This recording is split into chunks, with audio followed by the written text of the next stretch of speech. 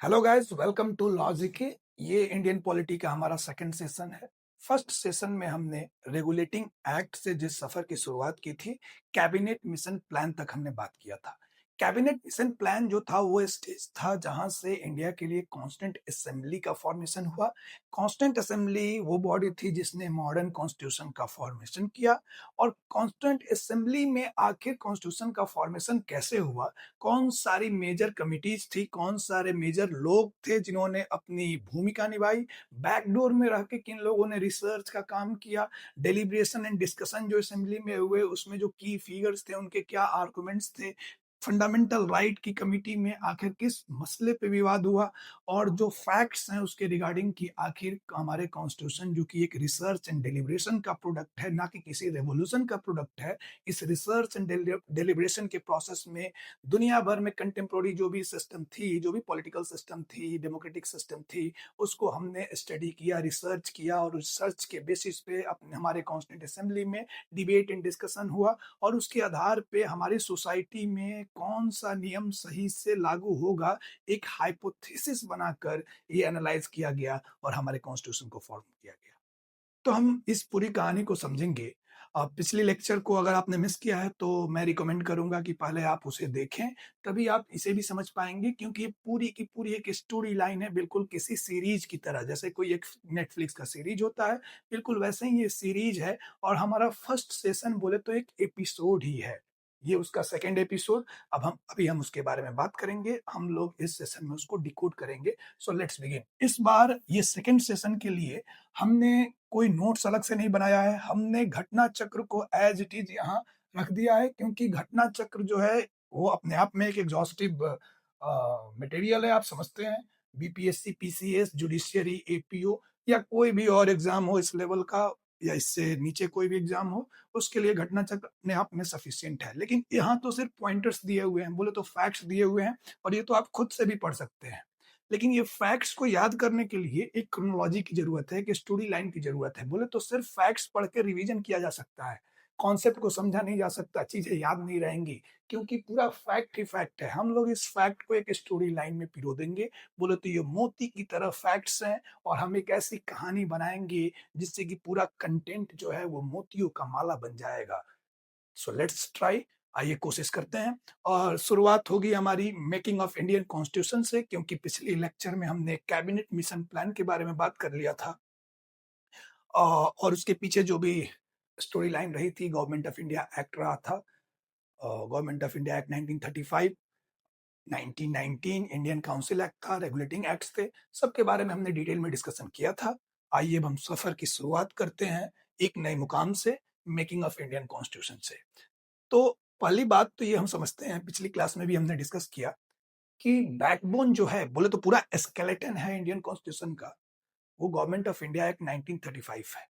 उसके बेसिस पे बहुत हद तक हमारा पूरा पिलर जो था वो पिलर वही था, और उसी पे हमने कॉन्स्टिट्यूशन की इमारत बनाई है। अब इंडियन कॉन्स्टिट्यूशन का जो फॉर्मेशन है वो जिस हिस्टोरिक बैकग्राउंड में हो रहा है, ये समझना बहुत जरूरी है, तभी ये सारी चीजें सही से याद हो पाएंगी।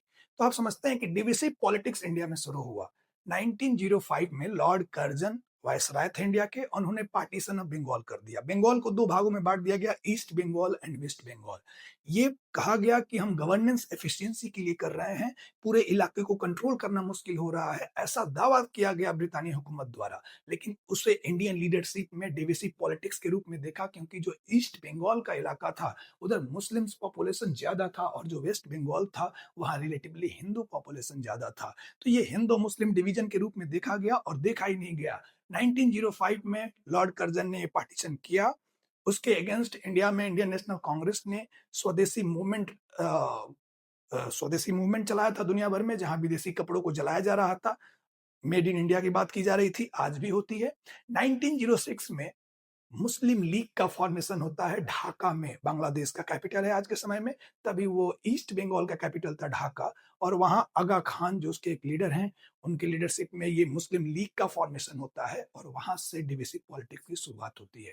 आपको पता है 1909 का जो एक्ट था उसने सेपरेट इलेक्टोरेट ऑलरेडी मुस्लिम्स को प्रोवाइड कर दिया था, और 1909 ने इसे एक्सटेंड करके सिख, क्रिश्चियन, यूरोपियन सबको इंक्लूड कर लिया गया और 1935 के एक्ट ने तो डिप्रेस्ड क्लास, विमेन और लेबर्स को भी इंक्लूड कर लिया।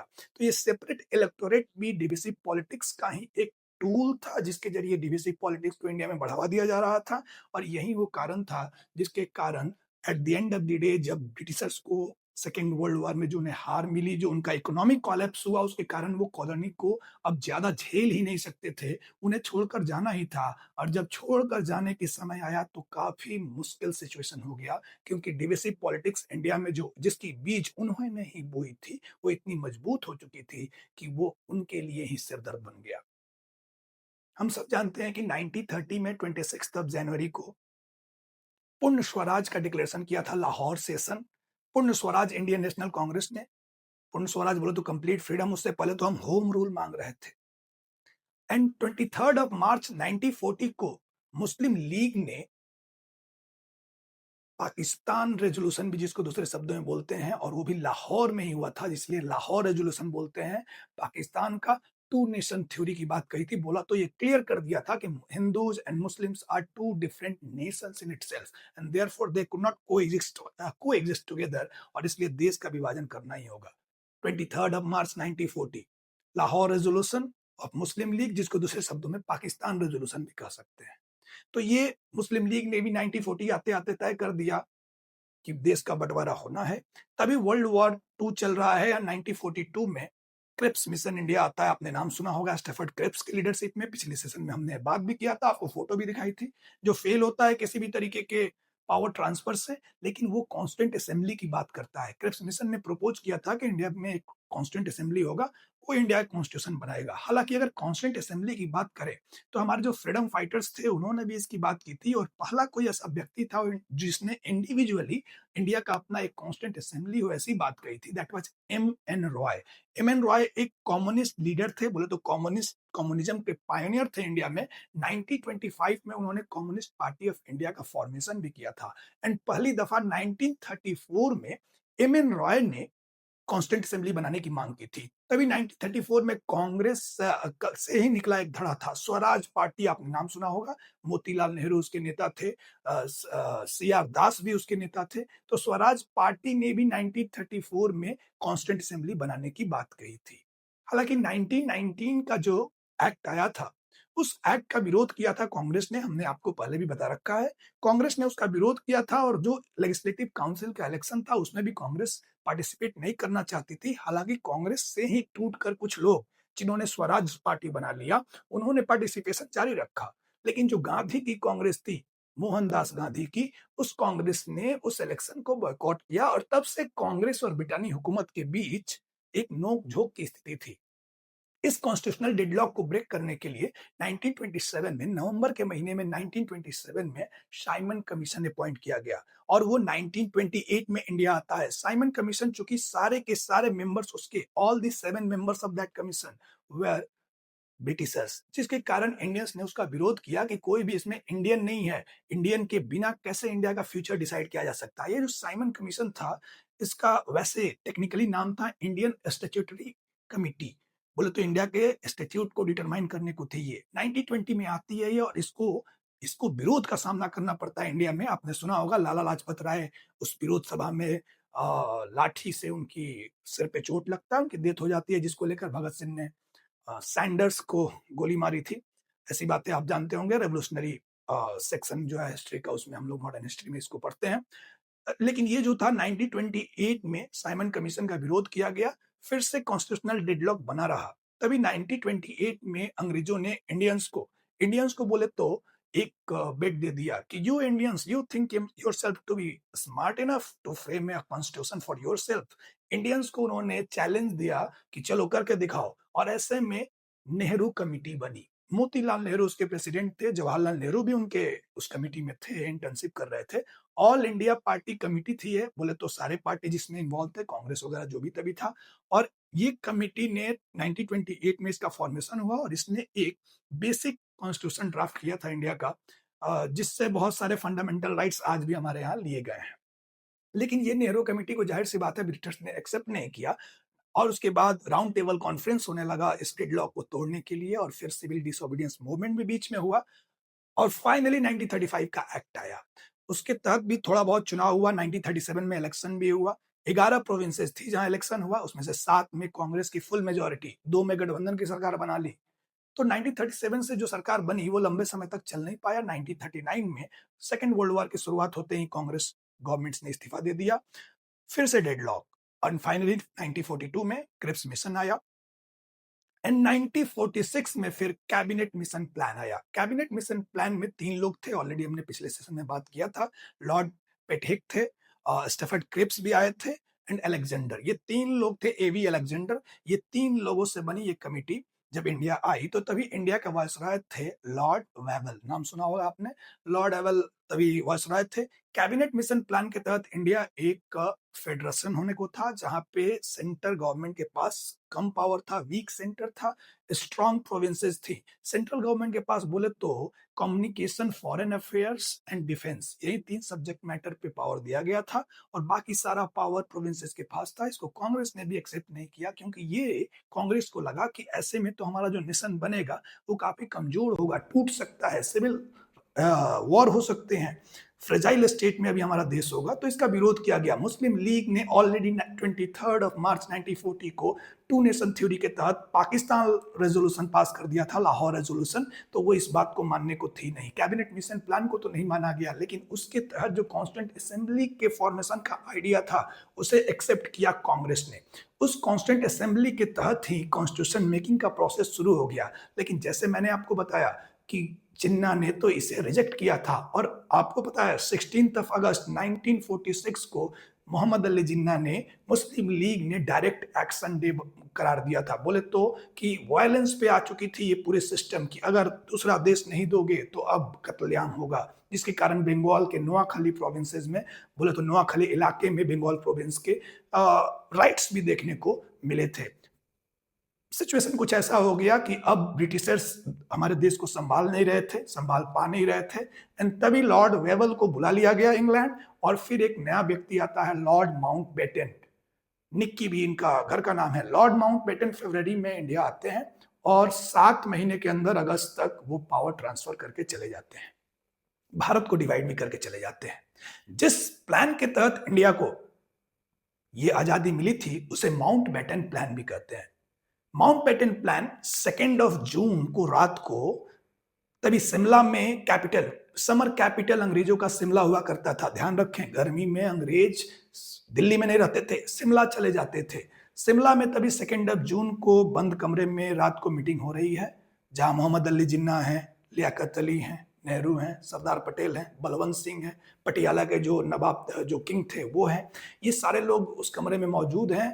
राउंड टेबल है एक, और वहां मीटिंग हो रही है जहां फाइनल प्रपोजल लॉर्ड माउंटबेटन ने रखा है कि ये लो फाइनल प्लान है, इसमें ना की कोई गुंजाइश नहीं है, सब लोगों को एक्सेप्ट करना ही पड़ेगा। एंड फाइनली 3 जून को सब लोग एक्सेप्ट करते हैं, और ये माउंटबेटन प्लान एक तरीके से इंडिया को कैसे ट्रांसफर पावर किया जाए उसका टूल बनता है। माउंटबेटन प्लान को, प्रपोजल को एक्सेप्ट हो जाती है सारी पार्टी द्वारा, तो फिर इसे ब्रिटेन भेजा जाता है, और ब्रिटेन में पार्लियामेंट से इसे इंडिपेंडेंस ऑफ इंडिया एक्ट का नाम देकर पास किया जाता है, जिसके तहत भारत आजाद होता है। आप समझते हैं इंडिपेंडेंस ऑफ इंडिया एक्ट में क्या था कि 2 देश बनेंगे, इंडिया और पाकिस्तान। मुस्लिम पॉपुलेशन के लिए पाकिस्तान होगा, जिसमें बंगाल और पंजाब का विभाजन भी किया जाएगा, और हिंदू पॉपुलेशन के लिए या जनरल पॉपुलेशन के लिए इंडिया होगा।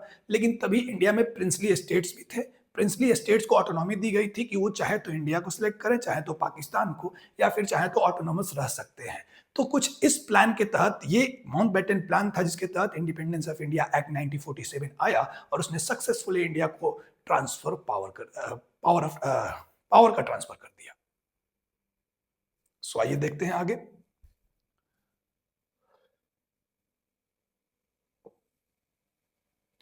तो हम लोग एक बार फटाफट इसको देखते हैं कि बात लिखा क्या है।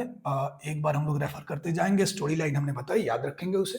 तो इंडिपेंडेंस ऑफ इंडिया एक्ट ने कहां पास हुआ था? जाहिर सी बात है ब्रिटेन के पार्लियामेंट में। ब्रिटेन के पार्लियामेंट में ये पास हुआ, और 2 डोमिनियन स्टेट बनाने की बात करता था, इंडिया एंड पाकिस्तान। ये समझ रहे हैं आप? ये कॉन्स्टिट्यूंट असेंबली को पावर दिया, कैसा पावर कि दोनों जो डोमिनियंस हैं उनके लिए अपना अपना कॉन्स्टिट्यूंट असेंबली होगा और अपना अपना कॉन्स्टिट्यूशन बनाएंगे। हमारा कॉन्स्टिट्यूंट असेंबली तो जल्दी बन गया। पाकिस्तान का तो कॉन्स्टिट्यूंट असेंबली मतलब बना कब पता नहीं, लेकिन कॉन्स्टिट्यूशन बना 1956 में। पहला कॉन्स्टिट्यूशन 1956 में बना, फिर दूसरा भी बन गया 1962 में। तीन तीन चार चार कॉन्स्टिट्यूशन हो चुके हैं पाकिस्तान में, अभी भी है कि नहीं पता नहीं चलता, नहीं तो इमरान खान अंदर नहीं रो रहा होता। इन एनी केस हमारा कॉन्स्टिट्यूशन तो बन गया, पाकिस्तान भी अपना बना ले। दोनों डोमिनियंस को दिया गया कि वो ब्रिटिश कॉमनवेल्थ से सेपरेट हो सकते हैं। बोले तो चाहे तो ब्रिटिश कॉमनवेल्थ में रह सकते हैं, चाहे तो ना भी रहें। इंडिपेंडेंस ऑफ इंडिया एक्ट ने अनाउंस किया कि ब्रिटेन का जो सॉवरेनिटी है वो खत्म हो गया। प्रिंसली स्टेट से भी बोले तो उनको भी आजादी थी कि वो चाहे तो आजाद रहे, इंडिया को चुने, पाकिस्तान को चुने। और इसने एक्ट ने एम्पायर ऑफ इंडिया का जो सिंबल मिला था क्राउन को, उसको हटा दिया। बोले तो इंडिया क्या हो गया? इंडिया एक सॉवरेन हो गया। Princely states were given the right to join इधर इंडिया और पाकिस्तान। बोले तो अपनी प्रॉक्सिमिटी के अनुसार कि वो कौन कितना नजदीक है, उसके अकॉर्डिंग आप इंडिया या पाकिस्तान ज्वाइन करें। आपकी पॉपुलेशन कैसी है, इस बात को भी ध्यान रखना होगा कि पॉपुलेशन भी आपकी वैसे ही हो जिस नेशन में आप जा रहे हैं, जिसको लेकर बहुत सारी इश्यूज भी हुई, बहुत सारे ऑपरेशंस भी हुए। ऑपरेशन पोलो सुना होगा आपने हैदराबाद के लिए।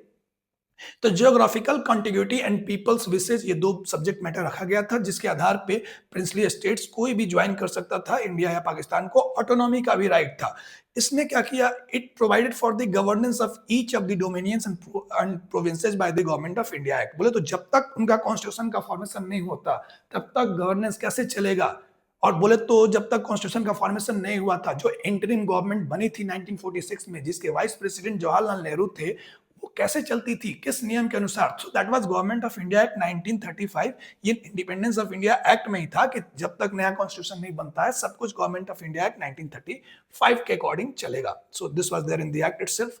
मूविंग अहेड, इंडिया का जो कॉन्स्टिट्यूशन बना, तो इंडिया के कॉन्स्टिट्यूशन में आपको पता है शुरू में 389 मेंबर्स की बात हुई कि टोटल कितने मेंबर्स होंगे। 389 मेंबर्स होने को थे, लेकिन मुस्लिम लीग ने अभी इसे कभी ज्वाइन किया नहीं।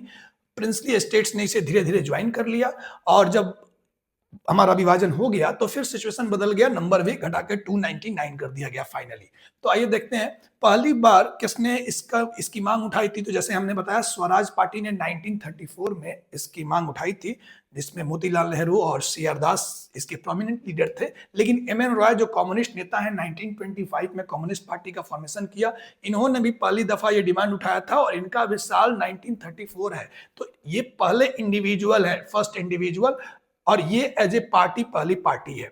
1934 में देखिए तो इंडियन नेशनल कांग्रेस नहीं, क्योंकि स्वराज के लोग जो है इंडियन नेशनल कांग्रेस के ही मेंबर थे एक तरीके से, वेन डायग्राम में सब सर्कल के अंदर आएंगे। उन्होंने भी फॉर्मली डिमांड कर दिया असेंबली का कि एक असेंबली होनी चाहिए इंडिया कॉन्स्टिट्यूशन बनाने के लिए। महात्मा गांधी का भी स्टेटमेंट है, देखिए एग्जाम में आया भी है एमपीपीसीएस में 2022 के।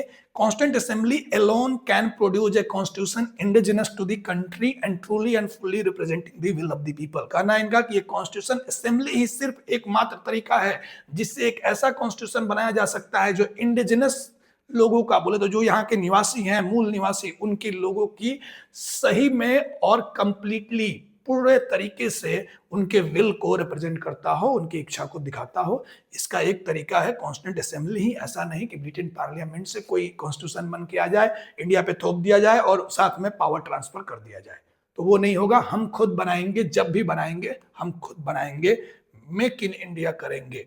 पहले से ही हमारा कॉन्स्टिट्यूशन का प्लान सेट था कि मेड इन इंडिया ही होगा, ब्रिटानी नहीं चलेगा। देखिए, proposal for framing of the constitution to be elected constituent assembly was made by Cripps mission. पहली बार आपको बताया 1942 में स्टफर्ड क्रिप्स के लीडरशिप में आई थी क्रिप्स मिशन, पिछले लेक्चर में भी हमने देखा था। और पहली बार तभी ये प्रपोजल रखा गया था। हालांकि इस प्रपोजल के तहत हमारा कॉन्स्टिट्यूंट असेंबली नहीं बना, ना ही गवर्नमेंट ऑफ इंडिया एक्ट और माउंटबेटन प्लान के तहत बना। वो तो कैबिनेट मिशन प्लान के तहत बना, जो 1946 में आया था। तभी वायसराय कौन था? लॉर्ड वेबल थे। Constituent assembly was constituted under the cabinet mission plan 1946। देखिए, ये भी बहुत सारे एग्जाम में आता रहा है रिपीटेडली, तो हम जो भी बात कर रहे हैं सब सवाल नहीं है एक तरीके से। मूविंग अहेड, तो देखिए कैबिनेट मिशन प्लान के तहत, जैसे मैंने बताया, कैबिनेट मिशन प्लान के तहत 389 टोटल मेंबर्स होने को थे, लेकिन मुस्लिम लीग ने तो कभी भरोसा ही नहीं दिखाया कॉन्स्टिट्यूंट असेंबली में, वो तो विरोध ही करती रही, कभी शामिल ही नहीं हुई, जिसके कारण फाइनली नंबर कम हो गया। इस 389 में जो सिस्टम बना था कि 296 जो है वो ब्रिटिश इंडिया से होगा। ब्रिटिश इंडिया में बोले तो 11 प्रोविंसेस थी और 4 चीफ कमिश्नर्स प्रोविंसेस थी, जिसको आज के समय में आप यूनियन टेरिटरी समझते हैं। तो ऐसे समझिए 4 यूटीज थी, चीफ कमिश्नर प्रोविंसेस बोलते थे उनको, और 11 प्रोविंसेस थे, आज के समय में स्टेट होते हैं। ये 296 सीट्स जो है वो इधर अलॉटेड थे, उसमें से 292 प्रोविंसेस और 4 चीफ कमिश्नर प्रोविंसेस से। जनरली जो आइडिया रखा गया था कि 10 लाख लोगों पे कम से कम एक सीट हो, तो बोले तो जितने भी प्रोविंसेस को सीट अलॉट किया गया था उनके पॉपुलेशन के अकॉर्डिंग, और लगभग 10 लाख लोग पे एक सीट। अगर कहीं की जनसंख्या 100 लाख है तो वहां 10 सीट, समथिंग लाइक दैट, इस रेशियो का ध्यान रखा गया था। Moving ahead, seat allocated to each British province were to be divided among 3 principal communities. तो ये जो भी सीट थी 296, इसको 3 के बीच बांटना था, मुस्लिम, सिख्स और जनरल पॉपुलेशन। तो मुस्लिम और सिख सेपरेट इलेक्टेड जो पहले से चल रहा था उसी को कंटिन्यू किया जा रहा है। यहाँ तो डिप्रेस्ड क्लास की भी बात हो रही थी, लेकिन आप जानते हैं पूना पैक्ट 1932 में जो हुआ उसके कारण डिप्रेस्ड क्लास को अलग से सेपरेट इलेक्टोरेट में फाइनली कंसिडर नहीं किया गया, और रिजर्व्ड कॉन्स्टिट्यूएंसी की बात हमारे कॉन्स्टिट्यूशनल प्रोविजन में इंक्लूड किया गया है। We all know that.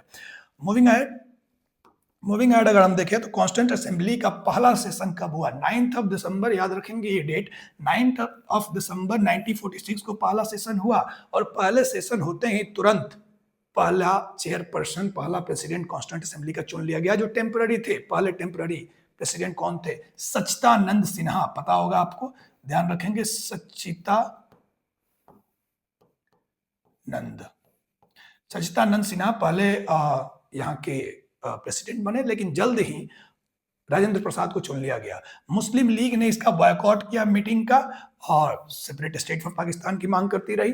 First meeting was दस अटेंडेड बाय ओनली 207 मेंबर्स, 207 लोग ही। कितना था टोटल आंकड़ा?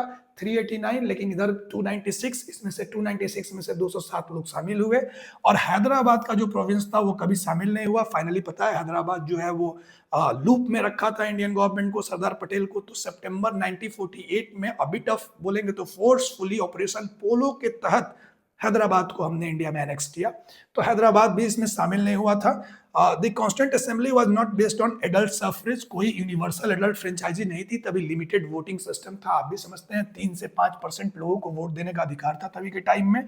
जो 1935 के एक्ट के तहत 1937 में जो इलेक्शन हुआ था उसी के तहत जो असेंबलीज बनी थी, उसी असेंबलीज वही सेम फॉर्मूला था समझिए, तो इसमें एजुकेशन, वेल्थ, आप टैक्स दे रहे हैं कि नहीं, स्टेटस, ये सारे बैकग्राउंड्स थे जिसके आधार पे आप वोटर होंगे कि नहीं ये डिटरमाइन होता था। यूनिवर्सल एडल्ट फ्रेंचाइजी या फिर एडल्ट सफरेज का मतलब क्या होता है? 1 वोट 1 वैल्यू, चाहे फकीर हो या कबीर, प्राइम मिनिस्टर हो या फिर चौकीदार, सबके वोट की एक वैल्यू है। ये सिस्टम आज है, तभी नहीं था। हमारा कॉन्स्टिट्यूंट असेंबली बोले तो एडल्ट सफरेज के बेसिस में नहीं बना था, इस बात को याद रखेंगे।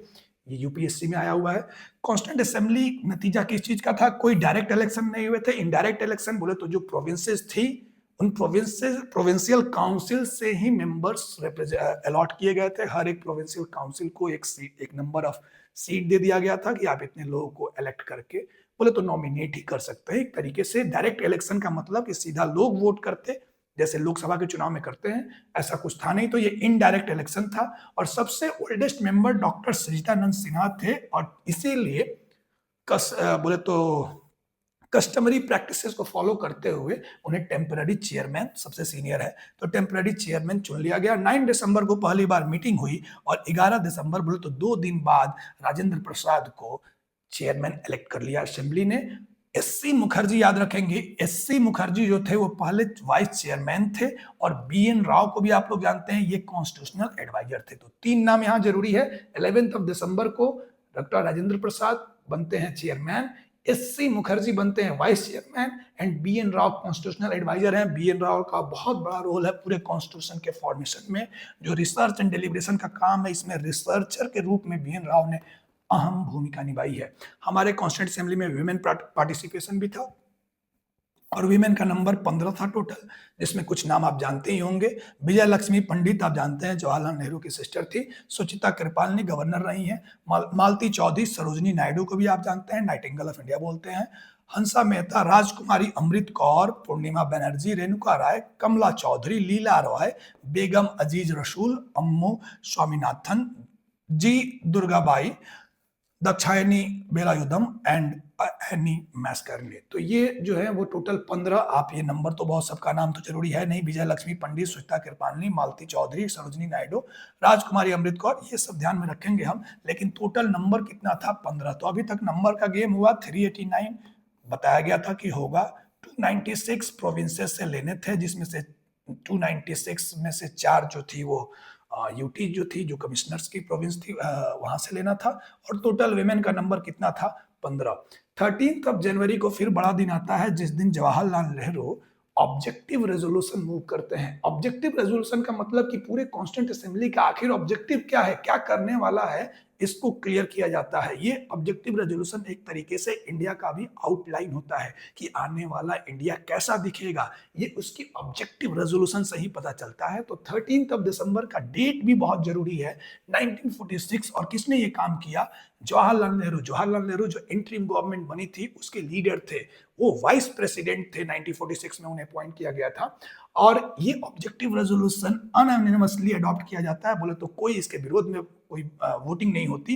And finally by the constituent assembly on 22 जनवरी 1947 ये पेश होता है दिसंबर में, और डिस्कशन होता है। फिर इसको 22 जनवरी को अडॉप्ट किया जाता है। और लेटर ऑन यही objective resolution, we the people of India having solemnly resolve to constitute India into a sovereign, socialist बाद में लग गया, सेकुलर भी बाद में लग गया, सॉवरेन डेमोक्रेटिक रिपब्लिक वाली बात जो प्रियम्बल है, ये प्रियम्बल के रूप में ऑब्जेक्टिव रेजोल्यूशन दिखेगा। तो ऐसे बहुत सारे क्वेश्चंस बन सकते हैं फ्रेम करके कि ऑब्जेक्टिव रेजोल्यूशन किसने मूव किया था, किस डेट को मूव किया था, ऑब्जेक्टिव रेजोल्यूशन का फाइनल आउटपुट क्या है, और ऑब्जेक्टिव रेजोल्यूशन को कब एडॉप्ट किया गया था, इंक्लूड किया गया था। बोले तो एडॉप्शन का डेट अलग है, 22 जनवरी 1947, याद रखेंगे। अब बहुत सारी कमिटीज भी बनी थी। बोले तो कॉन्स्टिट्यूशन बनाना है तो पूरा एक आदमी तो कोई काम करेगा नहीं, इतने सारे मेंबर हैं, तो पार्ट बाय पार्ट सबको बांट दिया जाएगा कि आप ये काम करें, आप ये काम करें। तो कॉन्स्टिट्यूशनल कमिटीज बनी थी। टोटल कमिटीज का जो नंबर था वो 22 था। 22 टोटल कमिटीज बनी थी। इस 22 में से 10 कमिटीज प्रोसीजरल थी। प्रोसीजरल समझते हैं, प्रोसीजर की जो सब्जेक्ट मैटर है उस पे रिसर्च करने के लिए 10 कमिटी, और जो 12 बची वो सब्सटेंटिव थी, सब्सटेंटिव बातों, सब्सटेंटिव लॉ पे बात करने के लिए। ये 22 कमिटीज में तो बनी थी, लेकिन जो इसमें मेजर कमिटीज थी उनका नंबर 8 था। 8 इसमें मेजर कमिटीज थी, और वो उसके चेयरपर्सन प्रेसिडेंट कौन था, ये सवाल हमारे लिए एग्जामिनेशन पॉइंट ऑफ व्यू से जरूरी है। तो आइए देखते हैं। लेकिन इंटरिम गवर्नमेंट को, जैसे मैंने बताया कि इंटरिम गवर्नमेंट का फॉर्मेशन 1946 में हुआ था, और उसके वाइस प्रेसिडेंट जो थे एग्जीक्यूटिव काउंसिल के, वो नेहरू थे। तो अगर इन इफेक्ट बोले तो इंडिया के तभी प्राइम मिनिस्टर थे Nehru. This is what it is. ये यूपीएससी 1995 में सवाल आया है। मूविंग अहेड, देखिए कुछ मेजर कमिटी, जैसे मैंने बताया 22 टोटल कमिटी है, ये भी याद रखेंगे। उसमें से 10 प्रोसीजरल सब्जेक्ट मैटर पे और 12 सब्सटेंटिव सब्जेक्ट मैटर पे उसके लिए बनी हुई है। अब देखिए कुछ ऐसे हैं जैसे यूनियन के पावर से जुड़ा हुआ जो भी बात होगा उधर नेहरू दिखेंगे आपको। यूनियन पावर्स कमेटी का चेयरमैन कौन था? जवाहरलाल नेहरू थे। यूनियन कॉन्स्टिट्यूशन कमेटी का चेयरमैन जवाहरलाल नेहरू। और प्रोविंसेस का जब बात दिखेगा तो सरदार वल्लभ भाई पटेल दिखेंगे। प्रोविंशियल कॉन्स्टिट्यूशन कमेटी का सरदार पटेल थे। ड्राफ्टिंग कमेटी का आप समझते हैं, ड्राफ्टिंग कमेटी का भीमराव अंबेडकर 1948 में ड्राफ्टिंग कमेटी बनी थी। टोटल 7 मेंबर्स थे इसके।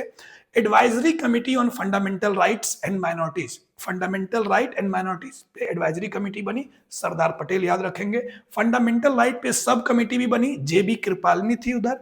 माइनॉरिटीज के सब कमेटी में एससी मुखर्जी जो वाइस प्रेसिडेंट भी थे कॉन्स्टिट्यूंट असेंबली के। Committee on rules of procedure Rajendra Prasad, procedure पे प्रोसीजरल सब्जेक्ट मैटर है। कमिटी फॉर स्टेट्स, फिर से स्टेट आएगा तो स्टेट पे आपको जवाहरलाल नेहरू दिखेंगे इधर। स्टीयरिंग कमिटी राजेंद्र प्रसाद थे स्टीयरिंग कमिटी के चेयरपर्सन। और फिर देखेंगे ad hoc national flag committee Rajendra Prasad. Ad hoc मतलब टेम्पररी, नेशनल फ्लैग के लिए कि नेशनल फ्लैग क्या होगा। नेशनल फ्लैग को भी लेकर हमारे इंडियन कॉन्स्टिट्यूंट असेंबली में खूब डिस्कशन हुए हैं, बहुत सारी बातें हुई हैं कि आखिर कैसा होना चाहिए, कैसा नहीं होना चाहिए। उसके बारे में भी कभी हम बात करेंगे। काफ़ी जो रोचक घटना है, जो डिस्कशन है असेंबली का, कांस्टीट्यूएंट असेंबली के जो डिबेट्स हैं, बहुत इंटरेस्टिंग है। अगर फ़िल्म बनाई जाए तो बोले तो बाहुबली और पुष्पा से भी आगे निकल जाए कमाई के मामले में, लेकिन शायद ऐसा कोई है नहीं जो बना सके। देखिए, आइए आगे बढ़ते हैं हम लोग। 29th ऑफ अगस्त 1945 को ड्राफ्टिंग कमिटी का फॉर्मेशन होता है, सॉरी 29th ऑफ अगस्त 1947 को ड्राफ्टिंग कमिटी का फॉर्मेशन होता है, जिसकी जाहिर सी बात है डॉक्टर अंबेडकर थे। डॉक्टर अंबेडकर बॉम्बे प्रोविंस से चुन के आए थे इस कॉन्स्टिट्यूंट असेंबली में, आपको दिख भी पा रहा होगा, और ये चेयरमैन थे कमेटी के, elected from the Bombay presidency to the constituent assembly. इस ड्राफ्टिंग कमेटी का काम क्या था? ड्राफ्ट करना। डिस्कशन डिबेट तो हो गया, लेकिन उसको एक शेप देना है ना, किताब में तब्दील करना है ना। तो ये ड्राफ्टिंग कमेटी को डिस्कस करना था कि कॉन्स्टिट्यूशन आखिर कैसे बने, और इसमें कॉन्स्टिट्यूंट असेंबली के जो एडवाइजर थे बी एन राव, इनका बड़ा रोल था ड्राफ्टिंग में। ड्राफ्टिंग कमेटी ने अपना रिपोर्ट फाइनली 21 फरवरी 1948 को सबमिट किया। फिर इस रिपोर्ट, ये रॉ रिपोर्ट था, फिर इस रिपोर्ट पे भी डिस्कशन हुआ, और उसके बाद फिर फाइनल आपको कॉन्स्टिट्यूशन तैयार हुआ। तो ये पहला रिपोर्ट 21 फरवरी 1948 को ड्राफ्टिंग कमेटी अपना सबमिट कर रही है। अगर हम देखें इधर तो दिखेगा कि ड्राफ्टिंग कमेटी के मेंबर्स कौन सारे हैं। 7 लोग थे, हालांकि 9 लोग आते जाते रहे, क्योंकि माधव राव और कृष्णमाचारी ने हेल्थ या जो भी पर्सनल इशू रहा हो, इन्होंने बीच में ही कमेटी छोड़ दिया था 1948 में। डीपी खेतान इन्होंने छोड़ दिया, और बीएल मित्रा इन्होंने छोड़ दिया। बीएल मित्र और डीपी खेतान को रिप्लेस करने के लिए एन माधव राव और टीटी कृष्णमाचारी, ये दोनों लोग 1948 में ऐड ऑन हुए थे। उसके ऊपर देखें तो अंबेडकर, डॉक्टर अंबेडकर तो प्रेसिडेंट थे, सबसे इंपॉर्टेंट आदमी है, और दूसरा इंपॉर्टेंट आदमी होंगे गोपाल स्वामी अयंगर, और तीसरे होंगे अलादी कृष्ण स्वामी अय्यर। इनकी बात खूब दिखेगी। के मुंशी भी आपको कॉन्स्टिट्यूंट असेंबली के में दिखेंगे। सैयद मोहम्मद सदुल्ला, तो ये ध्यान रखेंगे हम लोग, अंबेडकर, अयंगर, कृष्ण स्वामी अय्यर, मुंशी सदुल्ला, माधवराव, कृष्ण रामाचारी, ये 7 लोग जो हैं वो कॉन्स्टिट्यूंट असेंबली के हमारे मेंबर हैं, सॉरी ड्राफ्टिंग कमेटी के ये लोग मेंबर हैं, जिन्होंने कॉन्स्टिट्यूशन के ड्राफ्टिंग प्रोसेस में सिग्निफिकेंट रोल अदा किया है। मूविंग अहेड, आगे देखते हैं। The first reading of the Constituent Assembly stated from 4th November to 9th नवंबर 1948, पहली बार ये ड्राफ्ट को रीड किया गया, और दूसरी बार 15th ऑफ नवंबर 1948 से 17th ऑफ अक्टूबर 1949 तक। ये डेट बहुत जरूरी नहीं है। तीसरी रीडिंग जो हुई वो 49 एंड 49 में हुई। बोले तो ड्राफ्टिंग कमेटी को 3 बार रीड्राफ्ट होना पड़ा, और तब जाकर फाइनली 26 नवंबर 1949 को पूरी कॉन्स्टिट्यूंट असेंबली ने उसे सटीक पाया और कॉन्स्टिट्यूशन को एडॉप्ट कर लिया। तो 3 बार ड्राफ्टिंग कमेटी ने अपनी रिपोर्ट पेश की थी। अचानक एक दिन में ये काम हो गया, ऐसी बात नहीं है। 1947 में अपॉइंटमेंट हुआ, पहला रिपोर्ट उन्होंने नवंबर 1948 में, फिर दूसरा रिपोर्ट अक्टूबर में 1949 में, और तीसरा रिपोर्ट फिर नवंबर 1949 में, और तब जाकर ये 26 नवंबर को अडॉप्ट किया गया। लेकिन सारे के सारे आर्टिकल्स को इन्फोर्स तभी नहीं किया गया, क्योंकि 26 जनवरी, जो ठीक 2 महीने बाद आने को था, उसके साथ कांग्रेस की और बोले तो नेहरू का एक नॉस्टैल्जिया था। नेहरू जो कि 26 जनवरी 1930 में जो लाहौर रेजोल्यूशन पूर्ण स्वराज का पास किया था, तभी नेहरू ही उस कांग्रेस के सेशन में प्रेसिडेंट थे, और तभी नेहरू को 26 जनवरी पसंद थी। 26 जनवरी को हालांकि 1930 के बाद कांग्रेस ने हर साल इंडिपेंडेंस डे सेलिब्रेट किया भी था, आजादी से ठीक पहले, तभी चरखा वाला झंडा भी था हमारे पास। इसीलिए 26 जनवरी को एक लैंडमार्क डे के रूप में कमेमोरेट करना चाहते थे कांग्रेस के लोग, कॉन्स्टिट्यूंट असेंबली के लोग, और इसलिए 15 ही आर्टिकल सिर्फ तभी जो जरूरी थे, जैसे कि citizenship, election, parliament, temporary and transitional provisions, ये सिर्फ 15 आर्टिकल्स याद रखेंगे। सिर्फ 15 आर्टिकल्स ही 26 नवंबर को इन्फोर्स हुआ था, और पूरा का पूरा कॉन्स्टिट्यूशन जो है वो कब लागू हुआ, दैट बिकेम इनफोर्सिएबल ऑन 26 जनवरी 1950। 1950 को फाइनली हमारा पूरा कॉन्स्टिट्यूशन वो फोर्स हुआ, एडॉप्ट किया गया कंप्लीटली। 15 आर्टिकल जो हैं वो तभी 26 नवंबर को एडॉप्ट किए गए थे, और इसी दिन को हम रिपब्लिक डे के रूप में भी मनाते हैं। हम सब जानते हैं इस बात को। तो ये जैसे मैंने आपको बताया पूर्ण स्वराज की बात 26 जनवरी 1930, और उसी को याद करते हुए ये रिपब्लिक डे आज हम सेलिब्रेट करते हैं। ये रिपब्लिक डे आज हम सेलिब्रेट करते हैं। अब आज के समय में देखें तो इंडियन कॉन्स्टिट्यूशन कैसा दिखता है? बोले तो इंडियन कॉन्स्टिट्यूशन में कौन सारे पार्ट्स हैं? तो इंडियन कॉन्स्टिट्यूशन में एक तो प्रिएम्बल है जो ऑब्जेक्टिव रेजोल्यूशन के थ्रू आया था, जिसको 22nd ऑफ जनवरी 1947 को अडॉप्ट किया गया था, जिसे नेहरू ने मूव किया था कॉन्स्टिट्यूंट असेंबली में 11th ऑफ दिसंबर 1946 को। तो एक तो वो प्रिएम्बल है, दूसरा शेड्यूल्स हैं और तीसरे आर्टिकल्स हैं। कुछ ऐसा दिखता है हमारा कॉन्स्टिट्यूशन। अगर हम देखें यहाँ तो जब हमारा कॉन्स्टिट्यूशन का फॉर्मेशन हुआ तभी के टाइम में सिर्फ 8 शेड्यूल थे, 8 शेड्यूल्स थे, 395 आर्टिकल्स थे तभी के टाइम में, एंड प्रिएम्बल था जिसमें सेकुलर और सोशलिस्ट शब्द नहीं था। आज के समय में चूंकि अमेंडमेंट का भी प्रोविजन है, हमारे कॉन्स्टिट्यूशन में अमेंडमेंट भी किया जा सकता है, इसलिए अमेंडमेंट के तहत आज के समय में अगर हम बात करें तो 468 आर्टिकल्स दिखेंगे। हालांकि टोटल काउंटिंग नंबर 395 ही है, उसमें क्लॉज सब क्लॉज के रूप में ऐड कर दिया गया है, कैपिटल ए करके कैपिटल बी करके आपको दिखता होगा जो भी प्रोविजन, वो सारे अमेंडेड हैं। हमारा जो शेड्यूल 8 था उसको 9, 10, 11, 12 कर दिया गया। हालांकि फर्स्ट अमेंडमेंट ही 9th शेड्यूल था, फिर 52nd अमेंडमेंट जो है वो एंटी डिफेक्शन लॉ वो 10th शेड्यूल हुआ, फिर पंचायत और म्युनिसिपैलिटी के लिए 11th एंड 12th शेड्यूल को ऐड किया गया। तो आज के समय में 22 शेड्यूल है और 25 पार्ट्स में हमारा कॉन्स्टिट्यूशन दिखेगा। तभी जब ये अडॉप्ट हुआ था तो 22 पार्ट्स थे इसके, सिर्फ 8 शेड्यूल्स थे एंड 395 आर्टिकल्स थे, जैसे मैंने आपको यहाँ बताया। ऑलरेडी मैंने आपको बताया कि 26 ऑफ जनवरी को हमारा देखिए हमारा देश जो है वो ट्रांसफर ऑफ पावर तो हो गया था, लेकिन हमारा हेड ऑफ स्टेट कौन था बोले तो 15 अगस्त 1947 को इंडिया के पास तो कोई प्रेसिडेंट था नहीं, तो वहाँ हेड ऑफ स्टेट कौन था? हेड ऑफ स्टेट तभी गवर्नर जनरल का पोस्ट क्रिएट किया गया था, और first governor general of independent India Mountbatten ही थे जो वायसराय थे, वही 1948 तक वो हेड ऑफ स्टेट भी रहे, बोले तो गवर्नर जनरल रहे। गवर्नर जनरल माउंट बेटन के बाद सी राजा गोपालचारी, चक्रवर्ती राजा गोपालचारी, जिन्हें राजा जी भी बोलते थे प्रेम से, नेहरू जी के दोस्त भी थे, वो गवर्नर जनरल बने और 1950 तक वो गवर्नर जनरल रहे। 26 जनवरी 1950 को कॉन्स्टिट्यूंट असेंबली का काम हो गया खत्म, तो अब फिर प्रेसिडेंट बनना है। कौन बनेगा प्रेसिडेंट? इस बात को लेकर भी नेहरू चाहते थे कि उनके दोस्त राजा जी, चक्रवर्ती राजा गोपालचारी, वो प्रेसिडेंट बने। लेकिन राजेंद्र प्रसाद का जो पूरा खेमा था, जयप्रकाश नारायण के साथ भी कुछ लेटर्स एक्सचेंज हुए हैं नेहरू के इस सब्जेक्ट मैटर पे, एंड फाइनली 26 जनवरी 1950 को Rajendra Prasad became the very first president of independent India. और फिर जो नेशनल फ्लैग वाली बात थी, हमने बताया ऑलरेडी डिस्कशन हुआ था, तब जुलाई 1947 को फाइनली कॉन्स्टिट्यूंट असेंबली में नेशनल फ्लैग को अडॉप्ट किया गया, तिरंगा जिसका नाम है, याद रखेंगे इस दिन को 22 जुलाई को हम फ्लैग डे के रूप में भी मनाते हैं। और नेशनल सॉन्ग, नेशनल एंथम को 24 जनवरी 1950 को हमारे कॉन्स्टिट्यूशन में अडॉप्ट किया गया। नेशनल सॉन्ग क्या है कमेंट बॉक्स में बताएंगे, नेशनल एंथम क्या है ये भी बताएंगे, क्या दोनों में कोई डिफरेंस है? अभी एक नेशनल सॉन्ग ही है जो चर्चा में भी रहा था, 150 साल उसके हुए थे। इस बार वो रिपब्लिक डे पे थीम भी था हमारे यहाँ, जिसका नाम है वंदे मातरम, सुजलाम सुफलाम मलयज शीतल।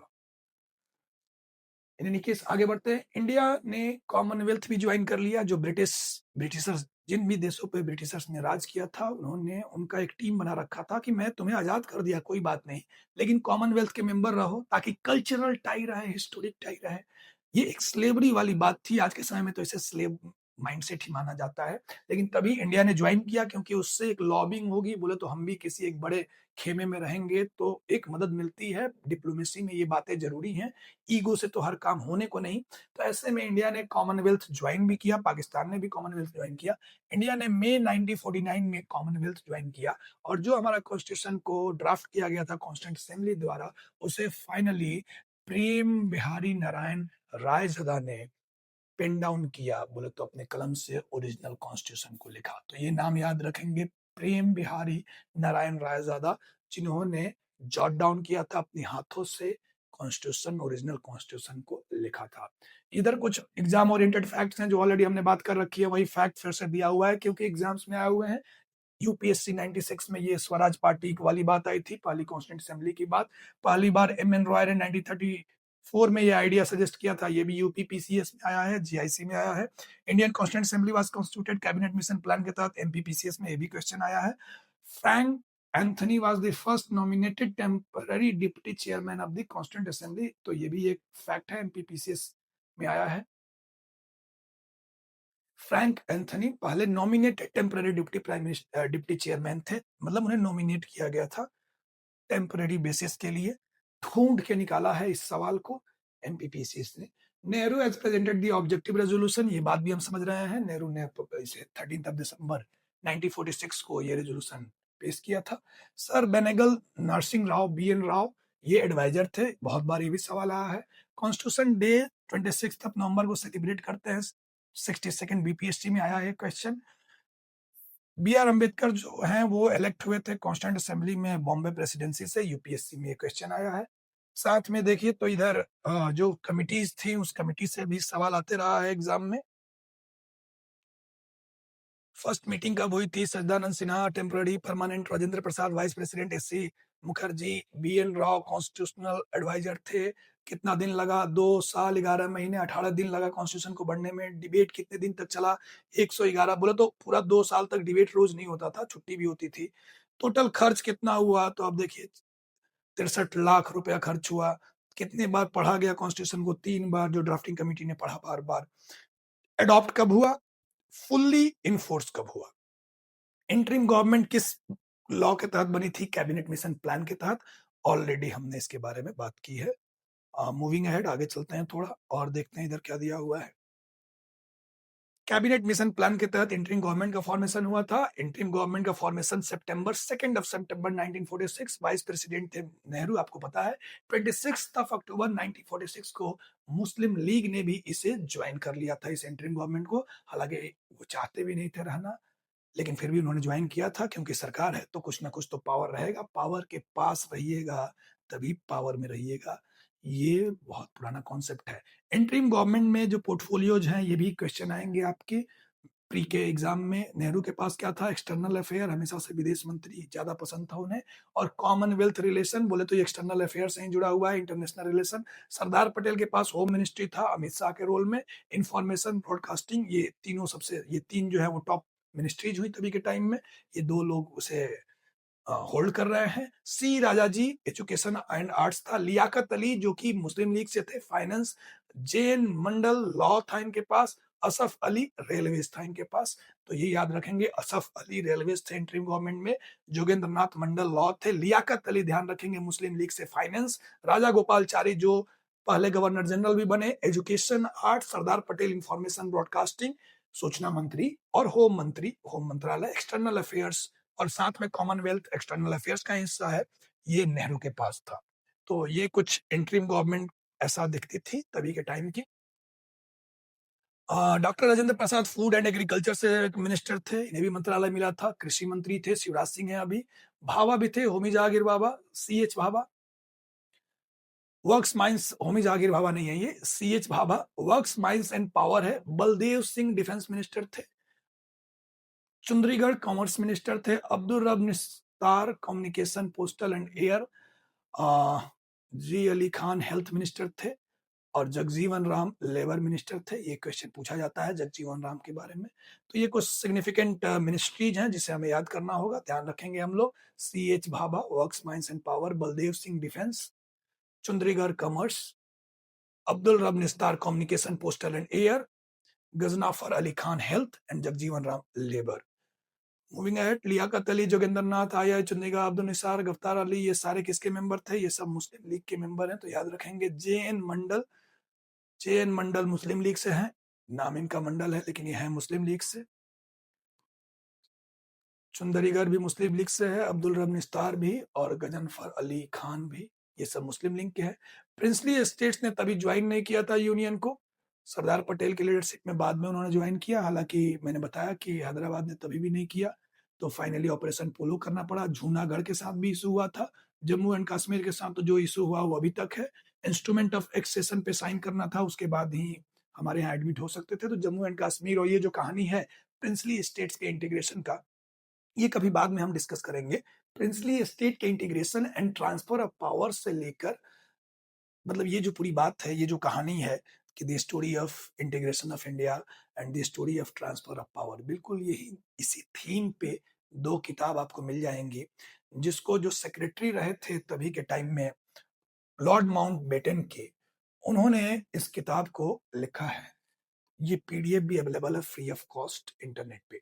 The Indian government worked from 26 जनवरी 1950, बोले तो 26 जनवरी 1950 तक इसने काम किया। उसके बाद हमारा कॉन्स्टिट्यूशन बन चुका था, तो इसकी कोई जरूरत नहीं थी। फिर इलेक्शन भी शुरू हो गया और एग्जैक्ट कॉन्स्टिट्यूशनल स्टेटस जो था वो सॉवरेन डेमोक्रेटिक रिपब्लिक का था। किस दिन बोले तो इंडिया सॉवरेन डेमोक्रेटिक रिपब्लिक बना, ऐसा सवाल आएगा कि when India became a sovereign. तो सॉवरेन कब बना? 15 अगस्त को नहीं बना। सॉवरेन तब बना जब हमारे पास अपना कॉन्स्टिट्यूशन, अपना प्रेसिडेंट था। सॉवरेन डेमोक्रेटिक रिपब्लिक 26 जनवरी 1950, ना कि 26 नवंबर 1950 को। ध्यान रखेंगे इस बात को, क्योंकि इन्फोर्स तो तभी हो रहा है, तभी के समय में सिर्फ 15 आर्टिकल्स इन्फोर्स हुए थे। और इसके आगे जो है सोर्स ऑफ इंडियन कॉन्स्टिट्यूशन है। हमने ऑलरेडी बताया कि बी एन राव का एक सिग्निफिकेंट रोल है। बहुत सारे रिसर्च हुए हैं, लोग इधर उधर गए, पता किया, पढ़ा, फिर हमारे सोसाइटी की नीड्स को समझा, उसके अकॉर्डिंग कॉन्स्टिट्यूशनल को ड्राफ्ट किया गया है। रिसर्च इन डिलिब्रेशन का प्रोसेस है। तो हमारे कॉन्स्टिट्यूशन में एमलगेशन है, अलग अलग सिस्टम से अलग अलग बातें ली गई हैं। पूरे एमलगेशन के साथ ही हमारा फाइनल डॉक्यूमेंट तैयार हुआ है, और इसलिए सोर्सेस जानना भी अपने आप में एक जरूरी बात है। तो इस सोर्सेज वाली पार्ट को हम लोग अब नेक्स्ट सेशन में करेंगे। फिर वहां से प्रियम्बल, फिर वहां से कॉन्स्टिट्यूशन के provisions, one by one we will cover this all. Thank you for watching. Happy learning.